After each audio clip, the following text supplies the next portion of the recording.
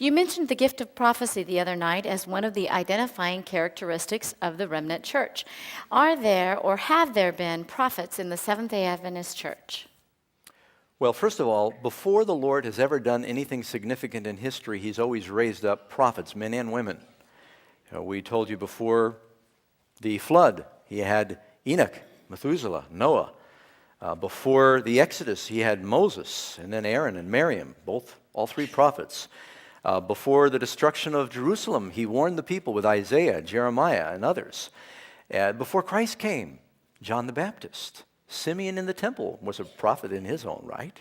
So God has never done anything significant without sending messengers to prepare people.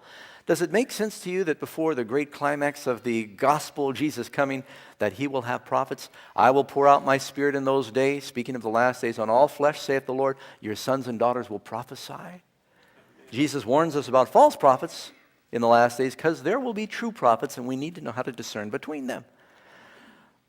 I believe very firmly in the gift of prophecy, and I believe one reason that the Seventh-day Adventist Church has exploded with exponential success, and they're baptizing thousands every week around the world in this movement, is because God inspired a woman with a third-grade education who wrote more than any other woman in American history on just about every subject. Her name is Ellen White.